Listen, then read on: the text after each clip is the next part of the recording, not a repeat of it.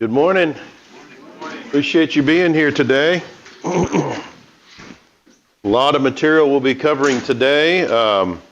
As David said, there are these note-taking booklets that'll help you kind of stay along with where we're at in this study. So much material we're going to be covering, it's probably going to feel exhausting to you, so these booklets will kind of help you stay on track.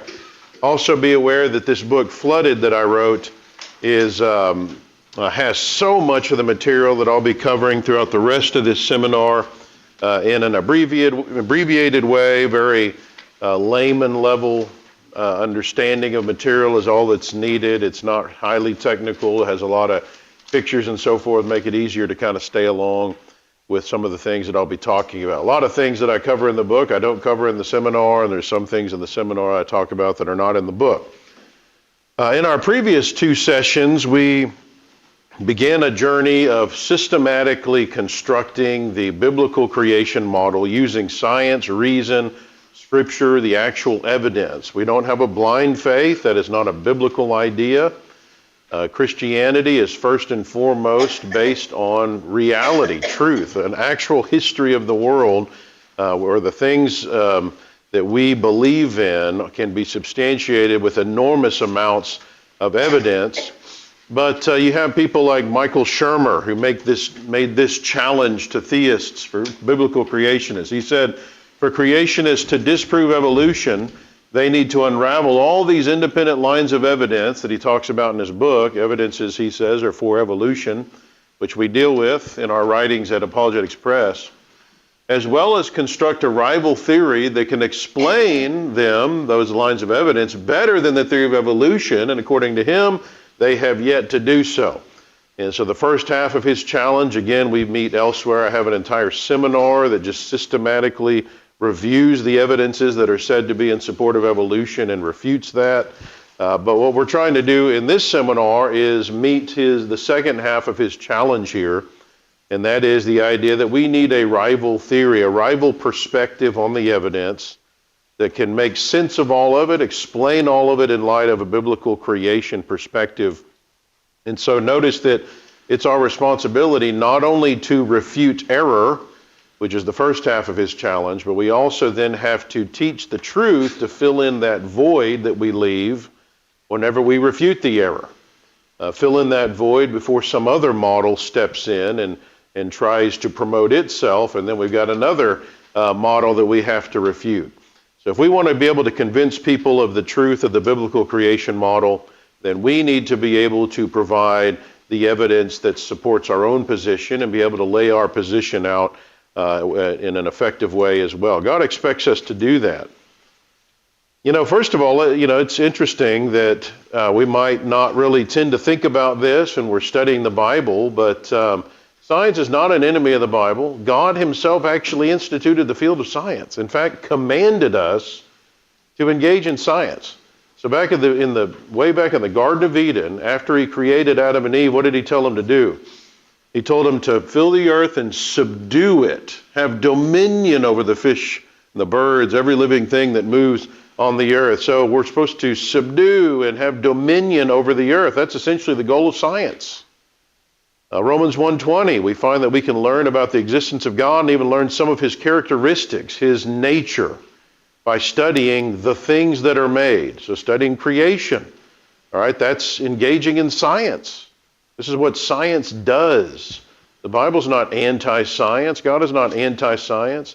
Psalm 19:1, we find that the heavens actually declare God's glory and his handiwork. Now, why would God tell us that if he didn't want us to look at the heavens, his handiwork? And so now, of course, we're doing science again, studying space in this case.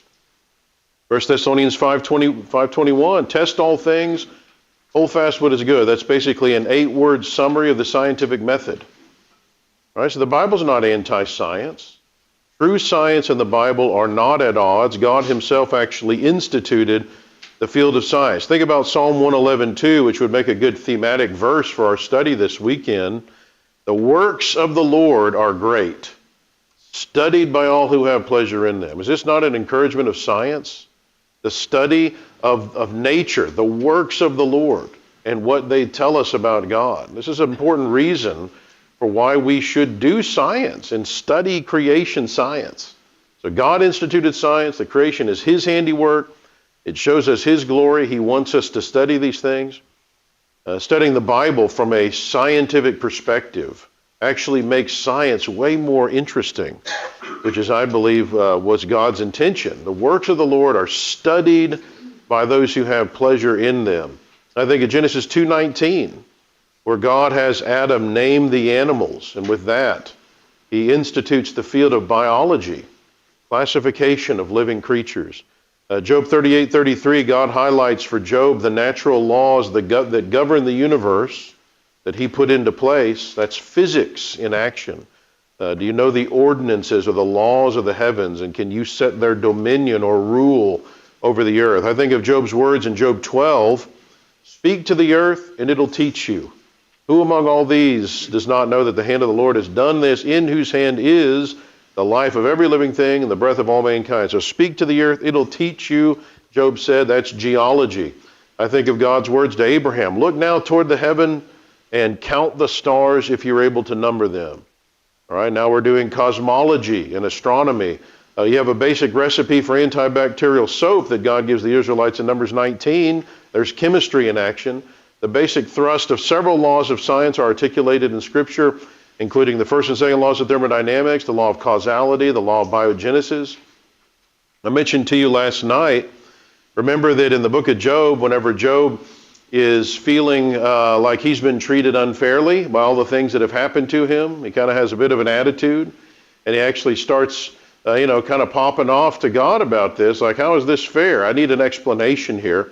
And remember that God's response to Job is not a Bible lesson, but a science lesson that covers geology, cosmology, astronomy, physics, oceanography, nomology, optics, meteorology, and biology, including zoology, ornithology, entomology, herpetology, botany, and marine biology.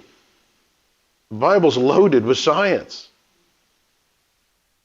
The Bible speaks often of scientific matters, and it does so accurately every time. The Bible and science are in perfect harmony, as you would expect them to be, God having instituted the field of science.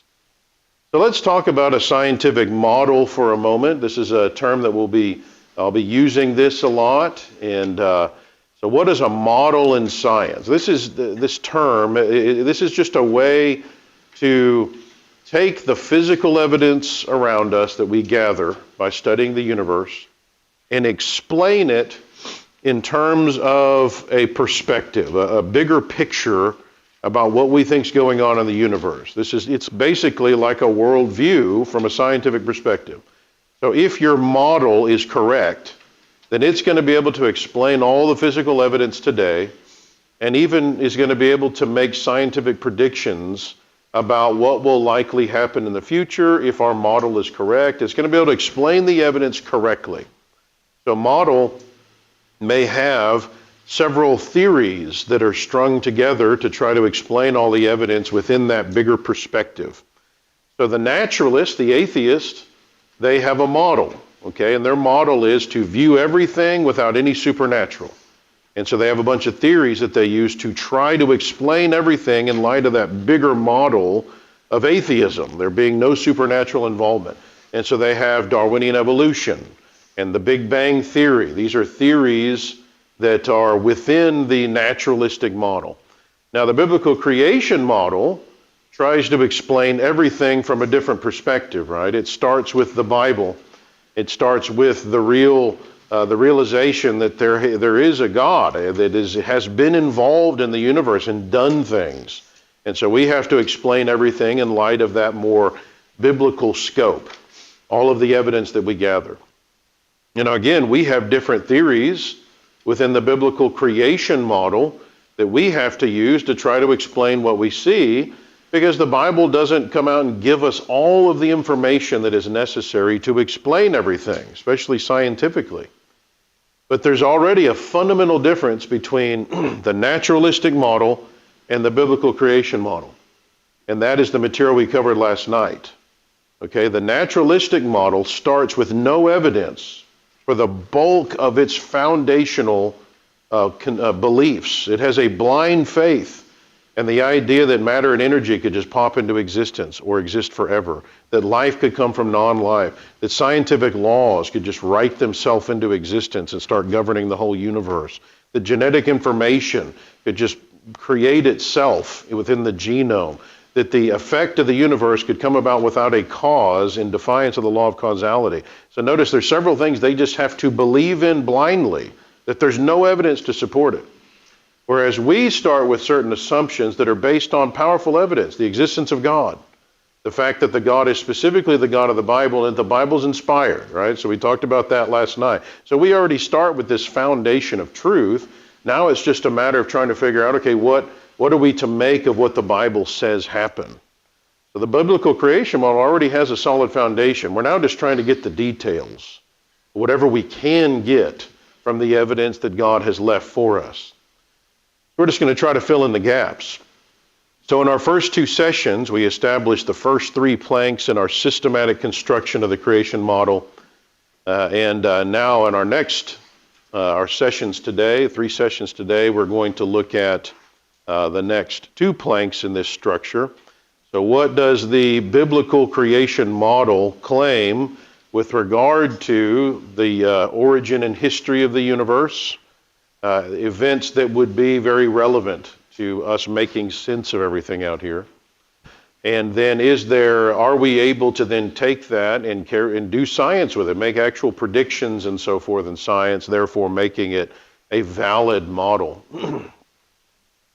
Now, if we're going to build this biblical creation model and try to make sense of what's going on, when we look at the Bible, there are 2 key events that are essential to take into account if we're going to properly understand the universe around us. And that is what is taught in Genesis 1 and really 1 through 3 and then 6 through 9 in the flood. Now obviously we can't observe a global flood today, and we can't observe what God did during creation week. And so those events have to be studied as historical science. Now events of historical science you can't directly observe today. The naturalistic model includes historical science. The Big Bang Theory, the spontaneous generation of life, Darwinian evolution, these have not been observed to occur. And the creation model has historical science components as well. And since you can't observe those events, you have to make theories about what happened to try to explain the evidence. So the biblical creation model, again, is different because we know that creation had to happen, and we know the flood had to happen because we know God exists and we know the Bible's inspired. So it's just a matter of trying to develop theories to explain the details. And so we have to keep in mind that while the Bible does explicitly tell us God, the Creator, created the universe and that there was a global flood, the Bible doesn't explicitly say everything that happened in those events. And so it sometimes will give us clues that help us to know what might have happened scientifically, but you oftentimes can't know for sure. And so you need good theories that can explain the physical evidence if you want to be able to defend the biblical account of history against modern attacks. Okay, that's really what we're working up to here. We want to learn about the neat things God has done, but we also want to prepare ourselves to defend the Bible from the attacks people are making. That is why it's valuable to have this model and have theories within it to explain the evidence around us. So that's what we're going to do now, is flesh out this model, kind of where we're at in creation science today. And I would estimate that the Brotherhood is about 35 years behind the times on this. We've really been stuck back in things that were studied and some of which have been moved away from years ago as science has continued to progress among creationists. But I want to start digging through the text here in Genesis to see what we can draw out from the text that'll help us to develop a scientific creation model, which is really what Shermer was challenging us to do. So if you want to open your Bibles to Genesis chapter 1, that's where we'll start. But I'll also have the passages up here on the screen. And we'll move pretty quickly because I want to cover a lot of science in this session and the next session, chapters 1 through 11. And I think you'll find it maybe is a unique approach to this. And you're probably going to be hearing a lot of things that you haven't heard before, because again, we're kind of behind the times on this. But I hope you enjoy the journey, because the works of the Lord are great, studied by all who have pleasure in them. Very first verse of the Bible, In the beginning, God created the heavens and the earth. We have a statement here with several scientific implications that you have to keep in mind if you're going to make sense of the universe around you. First of all, the ultimate engineer of the universe who designed it and created it is God. It's Elohim in the Hebrew, which is actually plural, as opposed to already Big Bang cosmology. The universe didn't create itself, which would again violate the first law of thermodynamics. Rather, it was created by someone outside of the box. Okay, so that someone had to be a being that is not part of the universe because he created the universe. So he's outside of that imaginary box I talked about last night, the box that contains the whole universe. In other words, he's not natural. He is supernatural, being outside or above nature. So what we can know about him, this being, is limited to what he tells us about himself and whatever we can learn about him from what he created, and this isn't always easy because, as I talked about last night, his creation has been so corrupted over time. Now, in order to fill out our model here in Genesis 1, we can draw from other passages that give us some interesting insights about this event. Concerning Christ, in Colossians 1:15 through 17, it says, "For by him all things were created that are in heaven and that are on earth, visible and invisible." So it's easy to think about the creation week, and we notice that God is mentioned as creating the universe. In Genesis 1:1, the Holy Spirit is alluded to there, hovering over the face of the water, verse 2. But according to this passage, as well as John 1:3, Hebrews 1:2, Jesus is actually the one through whom the universe is created. He was there in Genesis 1 doing the work. All things were made through him, and without him nothing was made that was made. All right, other information about this initial creation event. God spoke the universe into existence from nothing. Hebrews 11 highlights this. By faith, we understand that the universe was created by the word of God, so that what is seen was not made out of things that are visible. Psalm 33:6-9, "By the word of the Lord the heavens were made, and all the host of them by the breath of his mouth. For he spoke, and it was done. He commanded, and it stood fast." So the universe is actually spoken into existence. So we're picturing words that have omnipotent power being spoken, merely stated. These words have this kind of power, and it brings everything into existence from nothing. So remember, the first law of thermodynamics tells us that nothing that can come into existence on its own in nature. That's why the Big Bang is not possible if you stick with the evidence. Nothing can create itself. The only way to get something from nothing, according to science, according to the evidence, is if there is someone outside of the box that can actually put the stuff in there, which is what verse 1 implies happened at the very beginning. All right, so then we take the note of the words, "in the beginning." Well, in the beginning of what? Well, the beginning of everything Moses is about to tell us. So the beginning of everything in the universe, the whole history of the universe. And notice, again, that would include time as well. And that can have apologetics implications. So remember from our last session that time has to be a created thing. Okay, Titus 1:2 speaks of God's promise of eternal life, a promise that the text says was given before time began, right? Speaking of this initial creation of the universe, which includes the time dimension. So time is created, otherwise you'd have to say that time exists outside of God and that even he is subject to it, since he didn't create it. Now obviously we're time creatures, we're temporal beings, and so we cannot even envision a realm that doesn't have time. What would that be like? But God's realm apparently doesn't have time unless he chose to create it there. So there's no such thing as before God, because that would imply the existence of time in his realm. So what a crazy idea, right? We can't even get our mind around that. We also note from this verse that the heavens, which would be our modern concept of space, were also created by God. This is something that had to be created. It's not just pure nothingness, although there were no stars in it initially. And so we would argue, again, space is not nothing. It had to be created. Also notice from this verse that the first things created before anything else in the universe, time, the earth, in space. Now again, this immediately contradicts the conventional thinking, the Big Bang, which has, for example, the Earth coming about billions of years after the Big Bang and after other stars and galaxies were already around. And so according to the Big Bang model, the Earth wasn't around in the beginning. Okay, it was around billions of years later, and many other things happened long before the Earth came around. We can also infer that the Earth must be kind of special to God. Now this is an important concept. Nothing that an omniscient, rational God would do would be pointless, okay, random. He's going to have a reason for everything that he does, and he chose to create the earth first, before anything else in the universe was created. It was to the earth, of course, that God had already predetermined to send Jesus as a sacrifice, Ephesians 3:11.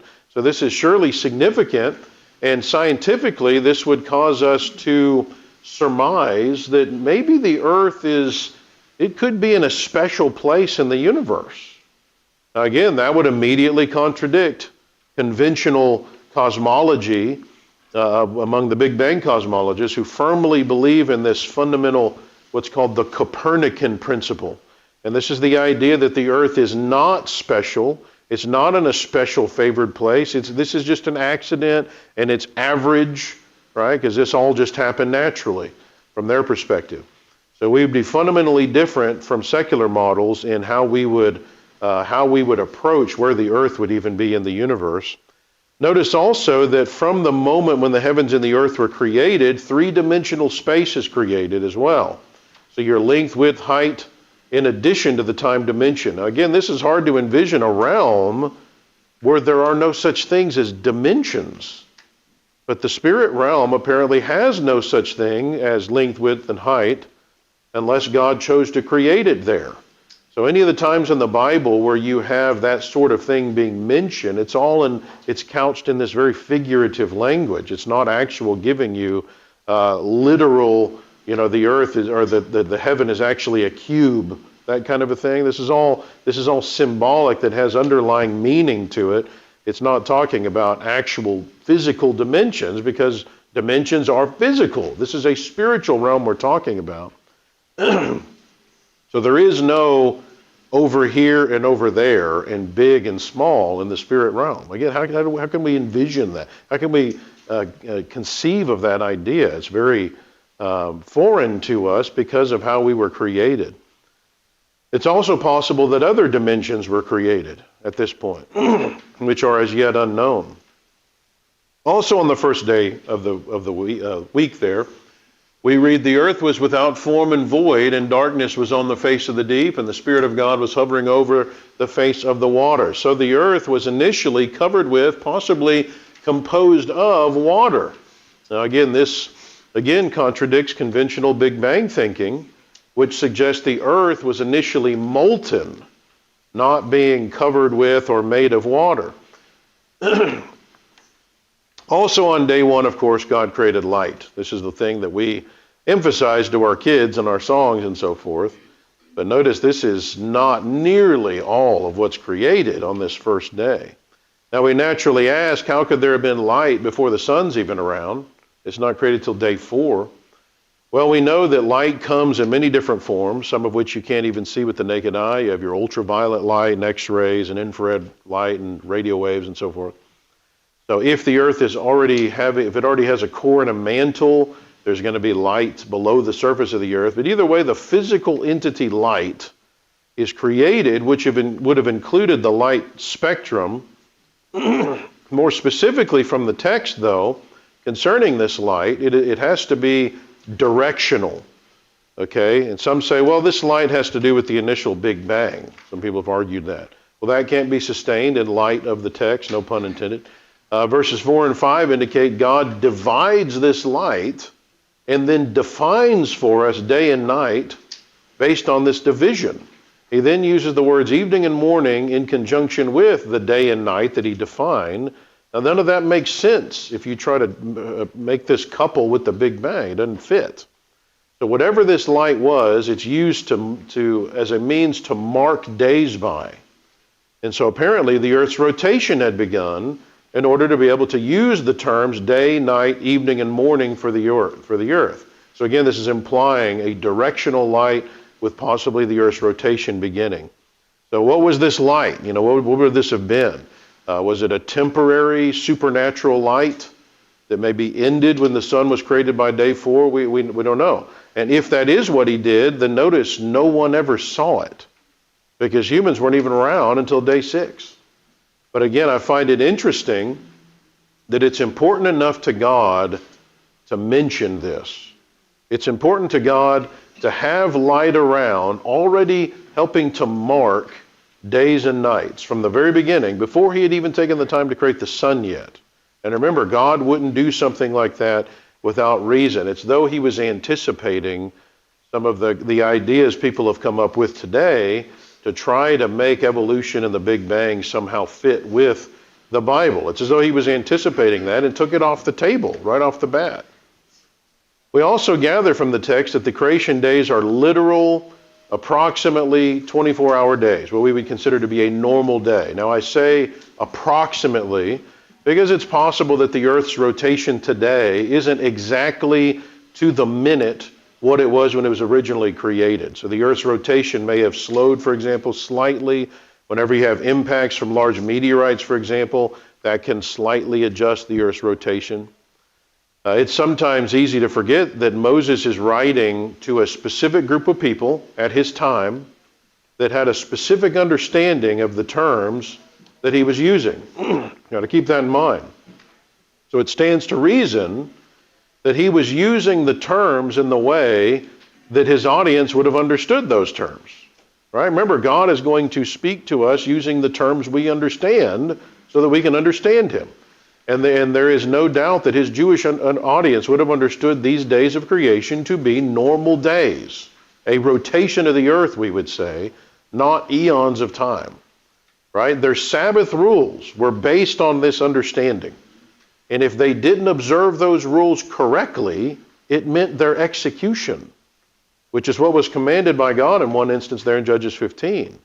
So give the Bible to a 6-year-old and ask him to read Genesis 1 and see if a child is going to get evolution or eons of time out of the days of Genesis 1. That's not going to happen, which is why virtually nobody thought those things until the 1800s when Darwin came along and started popularizing evolution, and uniformitarian geology started becoming mainstream, and that requires long periods of time. And when you assess uniformitarianism and Darwinian evolution, you find that its alleged evidences are non-existent or weak at best. Again, I have a whole seminar that deals with that. There's no reason to disregard the clear layman reading of the text here.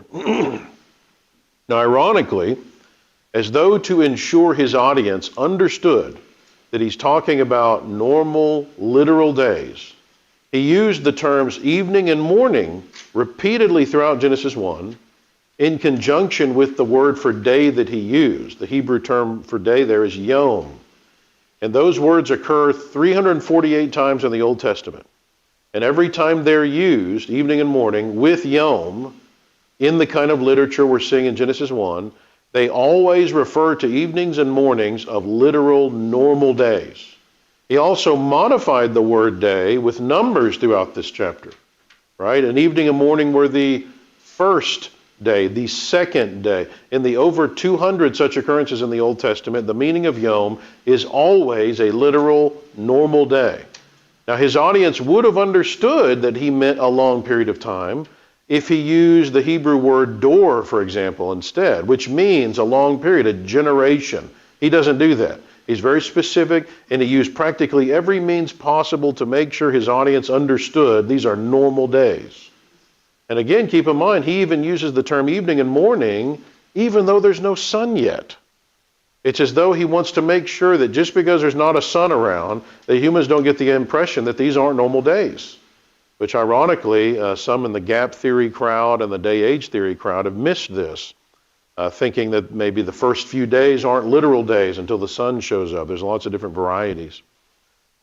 All right, so that's day 1. A lot of information implied in what happens in day 1 scientifically. On day 2, God creates this firmament, literally in Hebrew, an expanse. Now, interestingly, 2 Peter 3:5 weighs in on this The heavens existed long ago, and the earth was formed out of water and through water by the word of God. And commentators are hazy on the meaning of this text, but it seems to be saying God actually made the earth from water, which would explain why at the beginning darkness was on the deep, verse 2, which is associated with water, the deep there, and why the Spirit of God is hovering over the waters. That seems to be what God creates initially there.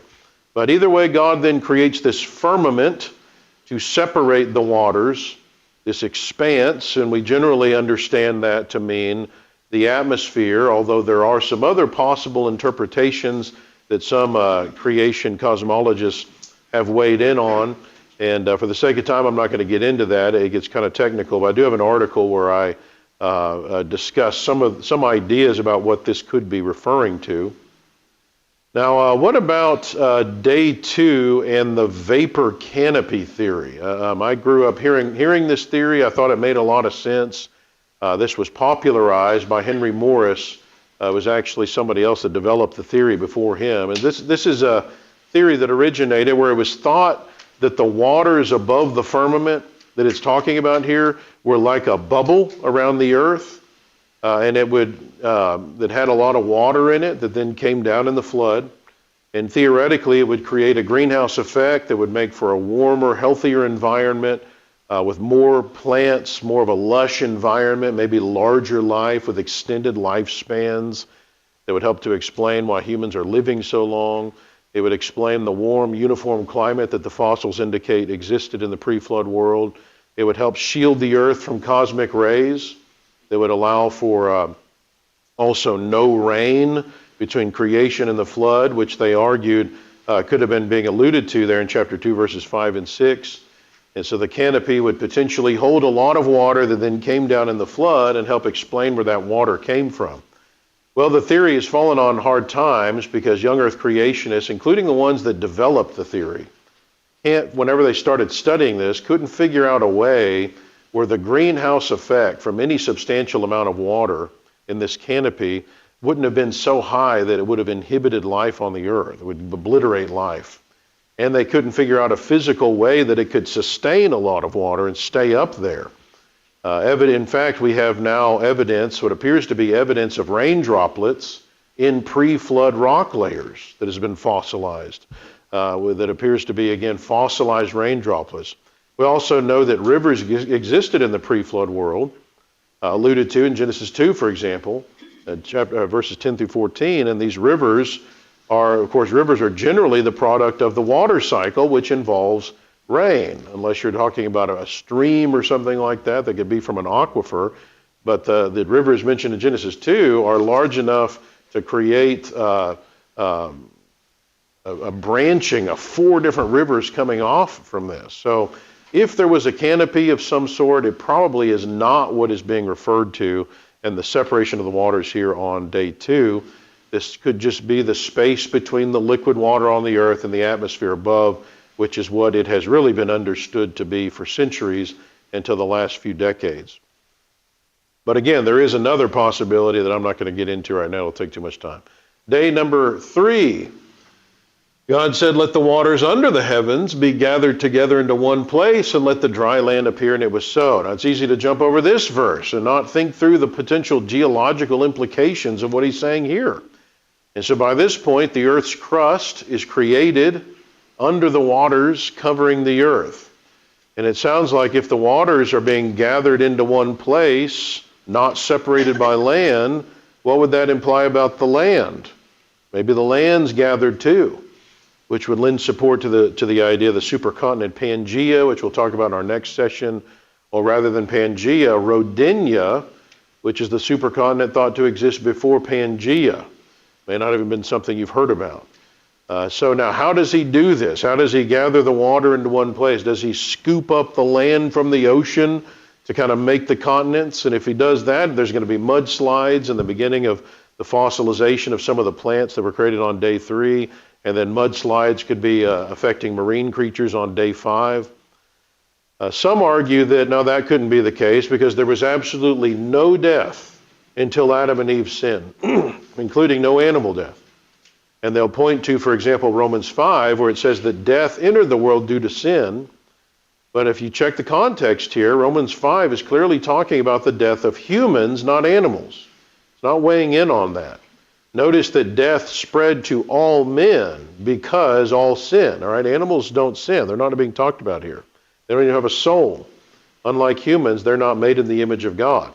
And so there wouldn't necessarily be a problem with plant and animal death prior to the fall.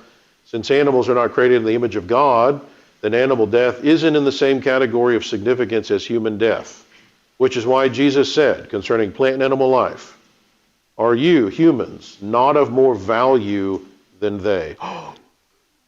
Animal rights people might not like that, but that's Jesus talking, so take it up with him. Also notice Genesis 3:22, the Lord God said, behold, the man has become like one of us to know good and evil. And now, lest he put out his hand and take also of the tree of life and eat and live forever, I'm booting him out, right? Remember, that's what happens after the first sin. Notice that the reason Adam and Eve were not going to be able to live forever in the garden isn't because God made their bodies in such a way that they would be able to physically live forever, as though God created the human body with the capability of doing that. No, it was because God was it wasn't because he was directly supernaturally sustaining their lives. No, it was because they were eating from the special tree of life that God created. That was what was going to give them eternal life. So it stands to reason that entropy already has to be in effect on the earth. And therefore death is at least possible. Or else Adam and Eve wouldn't have needed to eat from the tree of life. So if entropy is already in effect, then death would be a natural result for anyone or anything that doesn't eat from that tree of life. So any living thing that's not eating of the fruit from that tree is not going to live forever. And logically, many animals wouldn't have been eaten from this tree of life because the earth is probably full of animals, including your ocean-dwelling creatures. How are they going to eat this? So all animals wouldn't have been sequestered to the garden. So when you consider that animals are not created in the image of God with immortal souls and were not promised to be able to eat from the tree of life in heaven, then it would stand to reason that the tree of life wasn't for them in the first place. Animals weren't ever intended to live forever. And so it would seem that they could die from the beginning. Now, interestingly, concerning this tree of life, from a scientific perspective, it apparently acts like an anti-entropy tree, an anti-decay tree. Apparently healing Adam and Eve, maybe of any aging or dying components within their body, thus giving them eternal life. In Revelation 22:2, describes the tree of life in heaven, figuratively, with its leaves having healing powers, okay, which would make sense with what I'm talking about. All right, also on day 3, of course, the plants are created, and you have this phrase, according to their kind. This is an important phrase to scientists that we're going to be looking back at a lot. So notice that the sun isn't even around still. Okay, it's not around until day 4. So if the days of Genesis 1 are actually long periods of time, which some have tried to argue to squeeze evolution into the Bible, then the plants couldn't have survived because the sun isn't created until the following day. And also, if the days are long periods of time, then any plants that have that rely on symbiotic relationships with flying insects and birds, all of those are going to die because the flying creatures aren't even made till even further, day 5. All right, day 4, God creates the stars, the sun, the moon. The stars here would include your modern definition of a star, like the sun that has its own inherent light.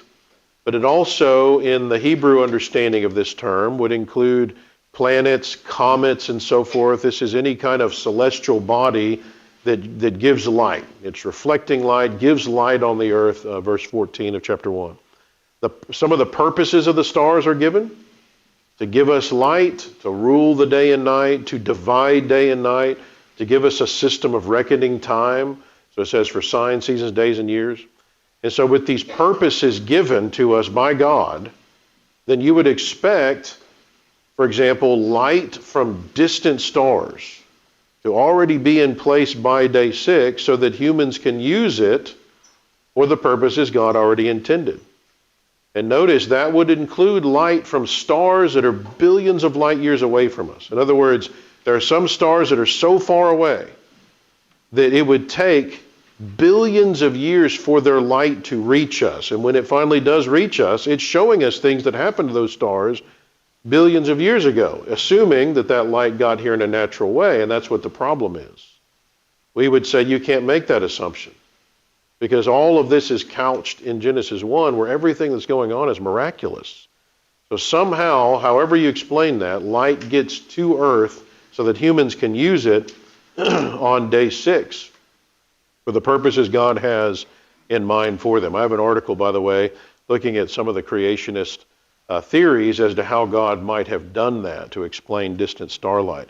But keep in mind, this is one of the big issues that draws people away from the Bible. This single issue: how does God get light here from distant stars? This is a big thorn in some people's shoe in trying to accept what the Bible teaches here. And yet creationists have dealt with this subject in a very good way scientifically. There's no reason to reject what the Bible has to say on that subject. Days 5 and 6, God creates water, air, and land creatures. So swimming creatures, flying creatures. It's interesting that God highlights more the mode of movement whenever the way he classifies creatures. We classify them. You can classify creatures however you want to. But the way God does it in the Bible, he seems to be highlighting their mode of movement. They're flying, they're swimming, they're creeping, right? And according to chapter 1 verse 29, God makes animals and man initially to be herbivore. Maybe something more like omnivore where they could go either way, but initially everything is just eating plants, and that changes at some later point. So animals would have apparently been able to die naturally at the very beginning or from any kind of catastrophic events that happen. But they apparently weren't intended to kill each other and eat each other at the very beginning. Now, how long do things stay that way? It's not stated. But the fossil record indicates that many animals were already eating other animals by the time of the flood, 1,600 years later. So we find in the flood rock, for example, there's a mammal that has a dinosaur in its stomach. And we got evidence of carnivory already going on. Notice also that dinosaurs are land creatures along with humans. And so according to the Bible, humans and dinosaurs aren't separated by 63 million years. We coexisted, and we have archaeological, historical, and biblical, and even recent scientific evidences that support what I'm alluding to there, what the Bible's talking about, and we'll explore some of that maybe in a later session. Notice again, according to the text, God creates kinds of creatures. The Hebrew word there is mean, and so he tells the earth to reproduce life according to its mean, its kind. And you see the same idea in Galatians 6:7. Whatever a man sows, that will he also reap. Okay, the life is to reproduce according to its kind. And so we'll explore that more momentarily as well. So standing back, getting the big picture now of Creation Week. Notice, first of all, that the date of Creation Week isn't given here. We're told it's in the beginning, okay? And we're told how long it took. But we have to look elsewhere to determine when Creation Week was relative to today. If the Bible, for example, is going to give us that information, we have to look elsewhere to get it. And notice also that God could have done all of that creating in a moment, okay? He could have done it in 6 seconds. He could have done it in 6 billion years. He chose, for whatever his reasons would be, he chose to do it in 6 days. He didn't have to, but that's what he did. And again, that would be significant, must be significant, or he wouldn't have done that. He wouldn't do pointless, random things. So when you stand back and look at what he told us about Creation Week, and we see, for example, in Exodus 20:11, that one significant reason for his actions was to set up the formal definition of a week, the 6-day work, 1-day rest idea. That led to the important Jewish Sabbath regulations later as well. Now, we also infer that God must have wanted to emphasize certain distinctions in the created order. Now, this is the opposite of what Darwinian evolution suggests, right? It's not just one big tree and everything's really related. There's clear distinctions. So he emphasized that there are separate origins for swimming creatures, creeping creatures, land creatures, flying creatures, plants. The earth and the planets and stars are created separately. The earth wasn't the eventual result of a cosmic evolutionary process starting with a big bang. Flying creatures didn't evolve from the land-dwelling dinosaurs. Land-dwelling reptiles didn't evolve from swimming fish. Right? These are all created separately. And these seem to be things God is wanting to emphasize about his creation. Why else would he tell us about having created these things on distinctly separate days? There's significance to that. There's a message God is trying to send us. And notice, if it is significant, the way that God explained how the creation occurred, and we know that it is significant or he wouldn't have told us, but if it's significant that he created things with these distinctions, then evolutionary theory detracts from the message God is clearly determined to give us. And that makes theistic evolution a very dangerous idea that detracts from the message God is trying to convey. Whenever we take modern ideas and try to push them on the text and make it say what we want it to say, we're now engaging in eisegesis instead of exegesis, where we let the text communicate to us what God's trying to say. Eisegesis is where you take your ideas and try to force the text to say that. And that's not a good idea. You're now going to miss the message God's trying to teach you. All right, moving into chapter 2 of Genesis, life in the garden. Notice that chapter 2 essentially builds on the day 6 events discussed in chapter 1. It goes back and fills in some important details. And so this is one of the techniques Moses does in his writing. He'll give you kind of this big bird's eye kind of picture of what happens. And then he goes back to an important aspect of that and gives you details. He does the same thing in the flood. He does the same thing with Babel in Genesis 10 and 11. So he goes back now and he homes in on day 6 because that is the pinnacle of God's creation. This is what it's all moving towards, and that is the creation of man.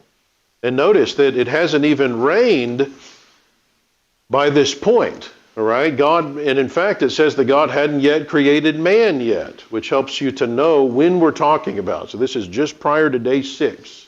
So the events he's fixing to talk about in chapter 2 begin, or maybe just before day 6, or on day 6, right before he creates humans. So God creates Adam from the dust, not from an ape-like creature. And God brings Adam to life. He's described in chapter 1 as being made in the image of God, in his likeness, like him. Keeping in mind that God is not a physical being, so this is not talking about physical things. And this is unlike the animals, which highlights a fundamental distinction between humans and the animals, which again are of less value than humans. How so? Well, humans, for example, like God, have this immortal soul, have free will. Here also the creation model parts ways with the evolutionary model. Evolution would have life springing into existence on its own from non-life, what we call abiogenesis, which goes against all of the scientific evidence, of which we have a ton, that says that can't happen. It's amazing to me when you go to biology textbooks and they'll talk about people like Louis Pasteur who disprove the ridiculous, superstitious idea that life could come from non-life, and then they turn around literally on the next page and say, well, that's how it happened, though. You know, forget science. You got to throw science out and just blindly believe in the evolutionary, superstitious mumbo-jumbo that we're going to tell you. Is what they have to do in the textbooks. But according to the creation model, life doesn't create itself. God is the author of life. He is the one that gives to all life, breath, and all things. God gives life to all things. This isn't abiogenesis. Well, God plants a garden in Eden. And interestingly, Moses, now writing over 2,000 years after God plants this garden. This is after the flood, right, where Moses is writing in roughly 1500 BC. So he explains to his audience where Eden was, using reference points that they may have been aware of in Moses' day. And notice that even though the Hebrew doesn't have tense, properly speaking, the translators of virtually all English Bibles understand Moses to be speaking using the present tense. It is the one which skirts Havilah. Delium and onyx are there. The Gihon is the one which goes around Cush. Hiddekel is the one which goes toward the east of Assyria. So why else would Moses spend so much time highlighting these physical markers for his audience to know where Eden was if his audience had no idea where those markers were? So at the time of Moses, humanity is apparently living maybe in the same relative geographic area as the garden though obviously it's going to be very different from what the flood does to it. Hence the fact that there is no such location on the earth where one river becomes 4 riverheads. There's no place like that today. So Eden would have surely been completely buried or eroded by the flood events. God puts Adam in the garden, the text says, to tend and keep it. And he gives instructions to Adam, telling him which fruit he can and cannot eat. He creates land animals, lets Adam name those. And so notice the implication of these events. The universe is created with an immediate appearance of age. Okay, Adam is created with an immediate appearance of age the first day of his existence. He's not a fetus or something. I mean, he could communicate. He can understand God's prohibitions. He can tend and keep the garden. He can name the animals. He can procreate as God commanded him to do. So if an anthropologist came up to Adam on day 6 and he said, okay, Adam, how old are you? Well, I'm just 1 day old. The anthropologist could, no, sir, you're not. You can't be just 1 day old. So if a geologist comes along and dates a rock on day 4, his measurement may have yielded an age of millions of years. And God says, no, I just created it yesterday. And the geologist says, well, you're lying. And God's like, you haven't even been created yet anyway, so what do you know? So light again is already in place for Adam and Eve to be able to tell time. Trees are already bearing fruit. Why? Because Adam and Eve have to eat the fruit. Right? And so you'd expect tree rings to already be in the trees of the earth, because tree rings provide strength to trees as they grow larger. So fully mature trees require tree rings to support them. Radioactive rocks would likely already have both parent and daughter elements in them, making them appear older than they are. So understanding this concept of the mature creation is essential if you want to make sense of the evidence. If you don't understand this, you're not going to make sense of the evidence around us. If you assume that everything that is here aged in the way that it does today, all the way back to some initial beginning point, you're not going to make sense of it. You have to keep in mind that things were created with an initial appearance of age. Notice again, God instructs Adam to name the animals, and there's some significance to this procedure as well. Recall taxonomy in your biology class. I'm sure you loved this. This was your favorite thing. This is the modern system of classifying living organisms, and there's not just one way to do this, but the way that it's been going on for a couple centuries is with this idea of the kingdom, phylum, class, order, family, genus, species. And so classification, this is fundamental to biology. Organizing creatures as we discover and study these. And apparently this idea was important to God because he institutes the field of biology here in the garden by having Adam start doing that. Name and classify these various kinds of creatures. So he does that, and classification is important in biology. It's important to creation biologists as well. Now this is an important idea. This word kind. God created creatures according to their kind. What does that mean? It was once thought among creationists that this word kind is the equivalent of the modern idea of a species. But that's not really accurate, because species, remember, we've made these terms up relatively recently. Species is a modern, very specialized idea. The diversity of species that we even have today was likely not around at the beginning. That's not even what came off the ark. When you think about the varieties, for example, of the dog breeds that we have, they weren't even around a few hundred years ago. All right, now if we start defining each of those separate breeds as species, then notice that's not what the word kind in the Bible is talking about. So living creatures have within them an immense amount of potential for diversity within their basic kinds. And so if we extrapolate backwards, we infer that there would have been way fewer varieties of animals originally and on the ark, probably more like a representative of the dog type, the cat type, the elephant type, and so forth.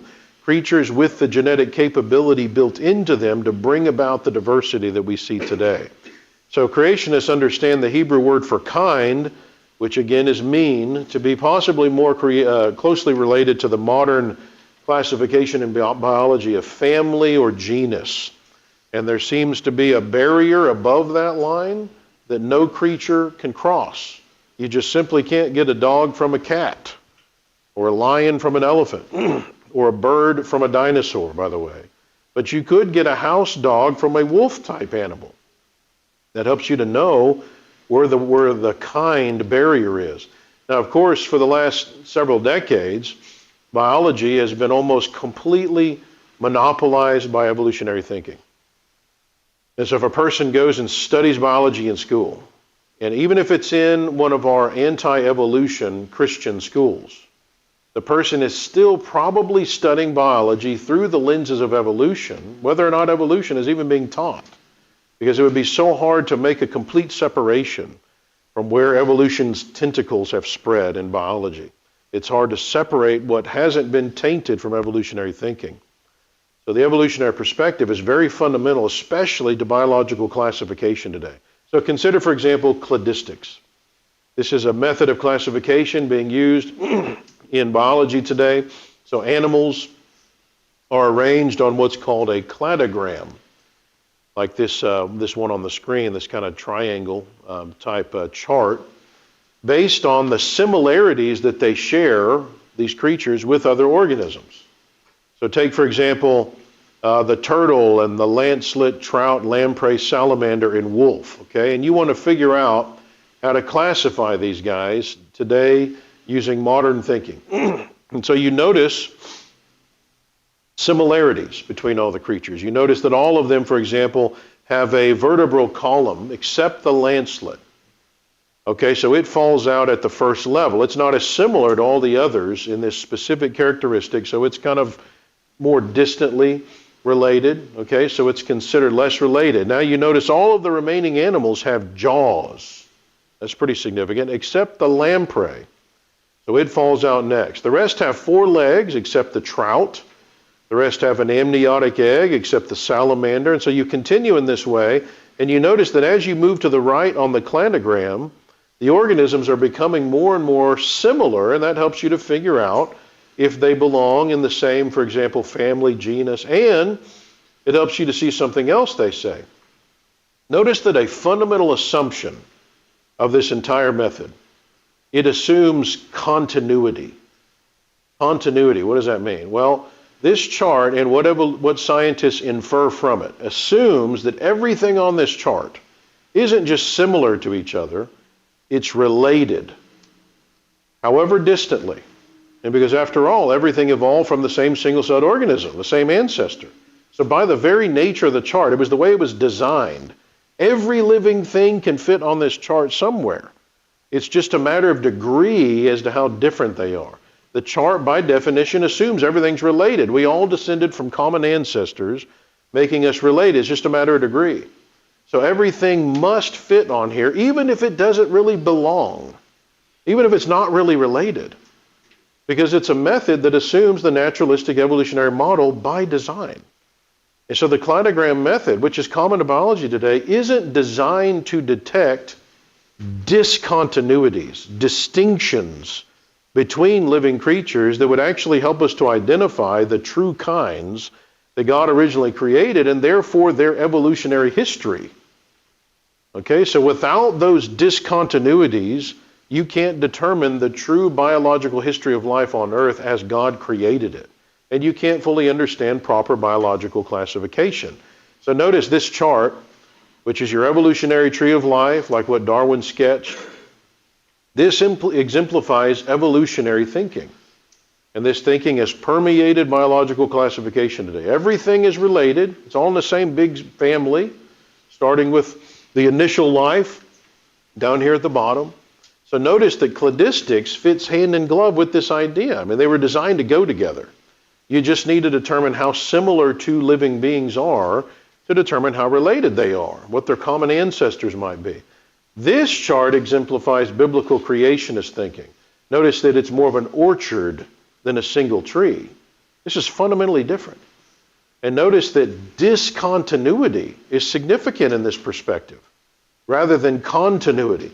So the creationist mindset has to focus in on not just similarities, but differences in order to home in on the true classification as God originally created life. Because remember, God creates some things completely unrelated from the beginning. Your plants, your flying things, your swimming things, your creeping things, your land creatures, humans, all specifically delineated as having been created separately. And remember, God wouldn't have told us about having made those distinctions if it wasn't important for us to know about that. It's like he wanted us to know that we didn't come from an ape-like creature. Because you know what? If you teach that to kids long enough, what is that going to cause? I mean, we're seeing it. They start acting like animals. Okay? Now, due to what we've talked about with regard to classification, leading creation biologists have thrown out the evolutionary methods of classification and are developing our own classification system based on biblical thinking. And this has been called baraminology. So ology is the study of, bara from the Hebrew word for create, and then mean for kind.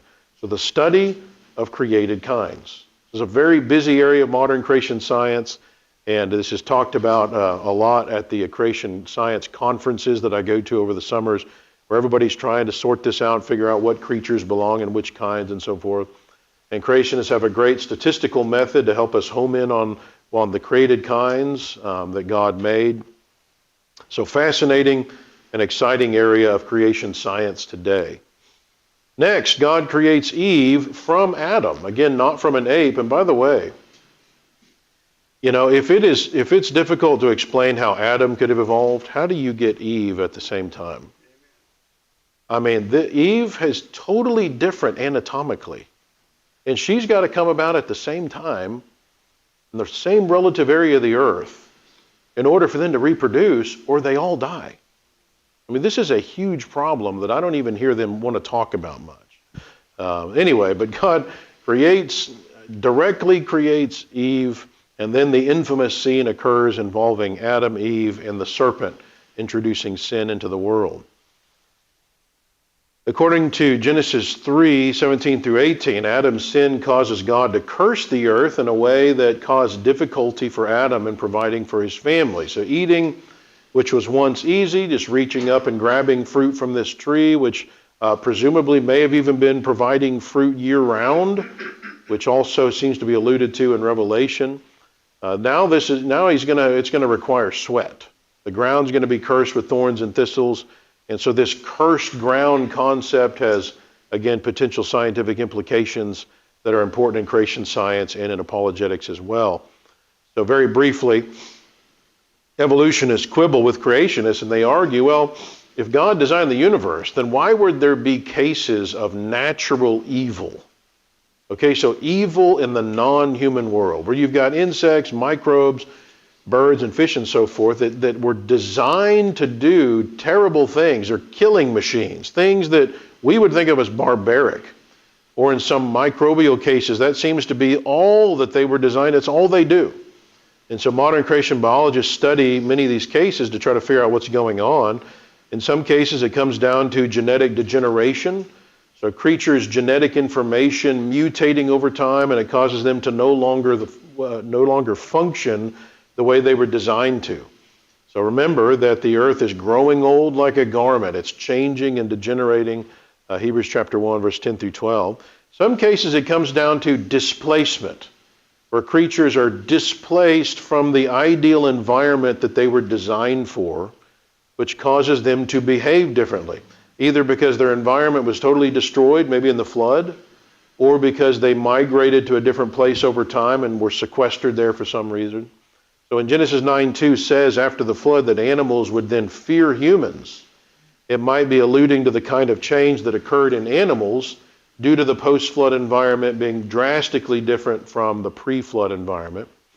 In some cases, it comes down to original design. I mean, some creatures could have been designed to do things to each other that humans can't, because we're moral creatures made in the image of God and the animals aren't. In some cases, it comes down to diversification. So the change that has occurred within the kinds that God created over time due to the genetic potential God built into the genomes. So not that he directly created those creatures, but they came about through diversification. But in many cases, a response to this issue could come back to this passage in Genesis 3. Whatever it was that God directly did to the earth, the changes that he made to curse the earth due to Adam and Eve's sin. All right, let me highlight a few other items that are back here in the back. The atheist agenda, Daniel Dennett says, must be indoctrinated in children at the earliest opportunity, including teaching children that parents who do not believe in evolution are teaching falsehoods. You're lying to your children if you teach them that evolution is false. That's what Daniel Dennett said. Niles Eldridge, I maintain my conviction that the real battleground is in the classroom. So, we take these kind of things seriously at Apologetics Press, and hopefully you do too as Christians, that really that is where the battleground is, and the atheists have essentially won on this. They've taken the reins of the classrooms and are shoving naturalism down our kids' throats. We're now up to 22% of Americans that accept pure naturalism. And we'd expect that because that is what has been taught in the public school system for many years now. 87% of the children in America are in the public school system where they're not allowed to teach biblical creation. It was outlawed. All right, and so we would expect naturalism to continue to rise. So keep in mind that we've got a lot of materials that are for kids. I would argue this should be our number one mission field, is getting materials into the hands of our kids to counter the kind of things that they're learning or will learn in school. We got stuff even for infants that they can start learning about creation and the amazing design of the earth. We've got these learn to read books for kids and our early readers series as well that helps to teach kids to read using creation concepts. You know, things like Dick and Jane and Dr. Seuss, these aren't bad. But why in the world wouldn't you use books like these that at the same time are teaching kids important concepts that'll counter the kind of stuff they're going to be learning, for example, in the public school system? And so we got 3 different levels of readers, and I've got some of those back in the back. We've got rhyming books that are just Bible stories written with rhyming. Some of these is actually videos now. This is important. We have a monthly magazine for kids that teaches them scripture and science from a biblical perspective. And if you don't have kids, you might have grandkids. You probably have neighbors' kids. Be thinking outside the box here. This is an easy way to evangelize. Get a subscription for $1.25 a month for your neighbors' kids, where every month they've got this important kind of information coming into their home, and it's beautifully done. The kids are going to want to pick this up and read it. Got activities in there. There's videos where they can actually scan QR codes and go to videos that accompany this material and so forth. I developed various stages of worship notes to help kids actually participate during worship and pay attention a little bit more based on their level. We have some of those back there. Dinosaurs Unleashed, nothing really on the market like this. This teaches, what kid doesn't love dinosaurs? But what kid is learning about dinosaurs from a biblical perspective, showing the evidence for creation, not evolution. So we redid this book in the last few years, updated it, and expanded it. So we have that back there as well. Dinosaur Field Journal. This is probably one of my top 5 favorite books at AP. The idea of this was that, let's say you lived right after the flood, you came off the ark, and you decided, you know what, I'm going to go travel around, follow the dinosaurs around and study about them. And so it's written like a field journal with sketches and stuff about what this guy encounters as he goes and sees these amazing animals that God created. As pictures speak 1,000 words, and evolutionists have long had a monopoly on this idea of the dinosaurs. It's their poster child. And so if you think about virtually any image you have in your mind of dinosaurs, and you kind of zoom out and you think about the environment that you picture whenever you see these dinosaurs in your mind's eye, you're not going to see things the way that it would be from a biblical perspective probably, because most of the images you see are from an evolutionary perspective. Okay, so for example, you might see volcanoes in the background. Why is there a volcano there? Well, because they think there was a lot of volcanic activity when the dinosaurs lived for millions of years. Why do they think that? Well, because you find a lot of igneous rock, which comes from volcanoes, in the layers where you find the dinosaurs. But they're interpreting that totally differently. We would say the reason there's a lot of igneous rock in those layers was because during the flood a lot of volcanic activity was going on, but that's not how they lived before the flood. It's a totally different environment. And the reason they're found sequestered from other kinds of animals isn't because they lived that way. It's because that was their habitat. It's not that they lived at a different time. They lived in a different place on the earth compared to everything else. That's why they're kind of sequestered. So we would draw the pictures totally different from a creationist perspective. And we decided to take some of the beautiful images that Louis Lavoie painted for us for Dinosaurs Unleashed years ago and turn them into big posters that can be put in classrooms and kids' rooms and so forth. Julie and I have one of them in our entryway at our house. One guy came up to me and said, hey, I posted one of these. I put one of these in my office at work. And he said it's caused more Bible discussions than anything else he's ever done. I mean, it just leads to great discussion. Like, what in the world are you doing there? Why do you have these people together? And it gives you an opportunity to talk about the evidence. We got all kinds of other really neat posters that are great for classrooms that Jeremy Pate has developed for us. This is actually an 8 foot long, is it 8 feet? I think it's an 8 foot long poster that that I wanted us to do at AP that gives you a timeline of world history from a biblical perspective with key events from the Bible. You see where all the various books fit in and key individuals, but also key events from history where you see where those kind of things tie in, and even the church, the kind of church history where the Catholicism begins and then where the Protestant Reformation is and how all that fits in. And so this is a great teaching tool to have in classrooms and so forth. My mom was real big on teaching me the Bible this way, and it helped to make the events of the Bible reality. You know, whenever you're thinking about David and Goliath, you know, it's easy as a kid to equate that with like Hercules. But the minute you actually put it into a real point in history and help kids see this is reality, we can actually pinpoint when this happened in history, that changes everything. And you get this bigger perspective on the Bible and what's going on, this thread of what God is doing when bringing Jesus about. Really, that's what it's all about. It's to fix the Genesis 3:6 problem of sin that culminates ultimately in the cross and then everything that's happened since then. And so it's a great way to, I think, be evangelistic and teach young people especially. Also for kids, we got a book that teaches them how they can know from the evidence at a 4th through 6th grade level that the Bible actually is from God. You think kids need to know that before they go into junior high? Or how they can know that God is real? This isn't just a blind faith. This is a book with lots of great information about the neat creatures that God created, evidence of powerful design and creation that defy evolution. How many of you learned astronomy from a brotherhood scientist with a PhD in astrophysics? I think there may only been one person, maybe in the history of the church, with a PhD in astrophysics, is Brandon May. His wife, Alana, has a master's in astrophysics. Imagine what their children, they probably hate the stars by now.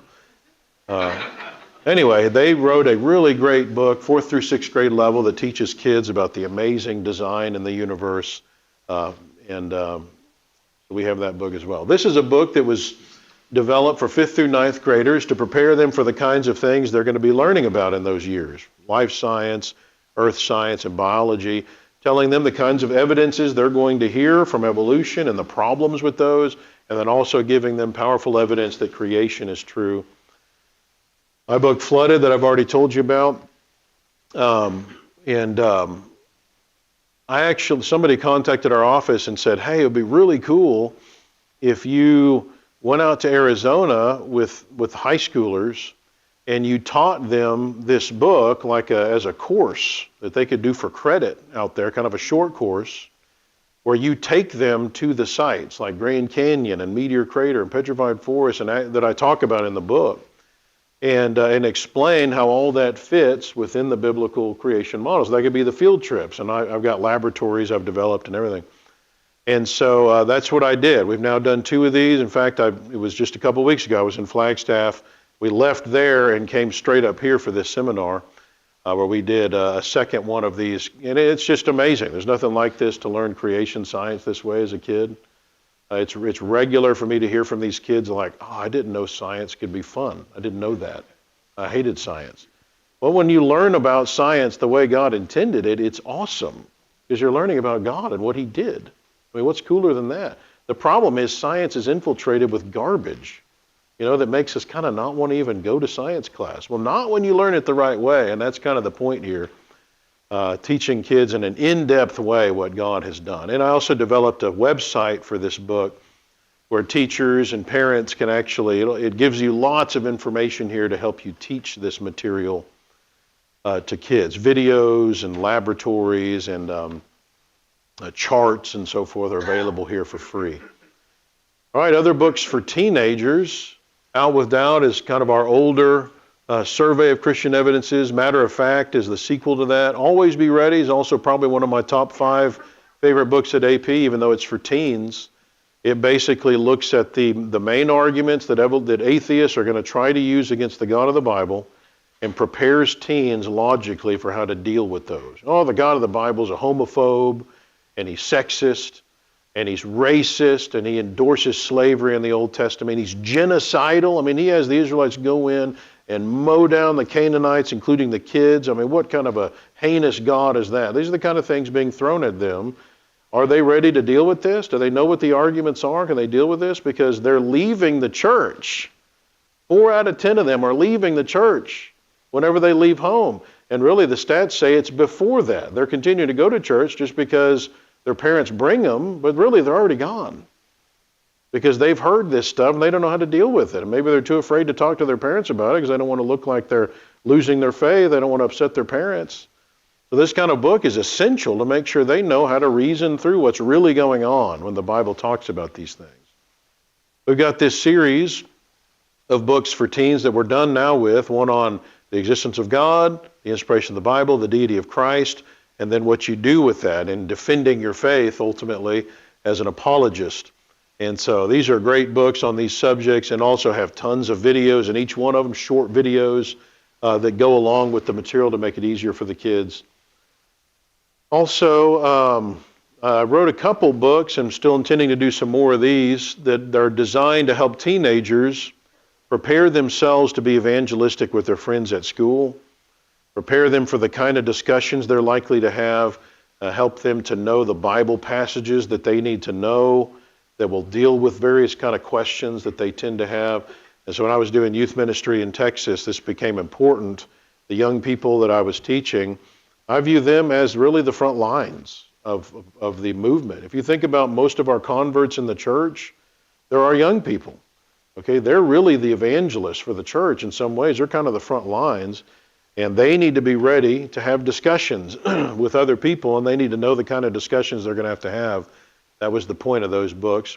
Dating Without Detonating, also when I was doing youth ministry, I 100% of the time, whenever the kids went from a state of being, faithful, passionate Christians, to falling away or becoming weaker, it came down to the decisions they were making with regard to who they dated and how they dated. That's what it came down to. And it became so monotonous that that's what it was, that I realized the modern dating paradigm is not working. What does the Bible have to say about this? And what should we be doing things differently? So Julie and I wrote a book on that subject. This is a great book for new Christians, like teenagers, that helps them to see, okay, now you're a Christian, now what? Now what do you need to be doing? What are the main responsibilities of a Christian? What are things you need to know as you start your Bible study program on your own, or you're doing what are some principles to make sure that you properly interpret the Bible? What are some books that you need to have in your library to help make sure that you're studying the Bible in a proper way, that sort of thing. So this little booklet I wrote with that in mind. We've got magazines for teenagers as well. This is not a subscription, but we have just a bunch of various topics there. And t-shirts, which can be great ways to evangelize without a word, and several others there. We also have VBSs. We hired Jeremy Pate a few years ago to basically come in and develop VBSs for us. So he took like my flood material and made an awesome VBS out of that with his artwork. This one is on the book of Acts.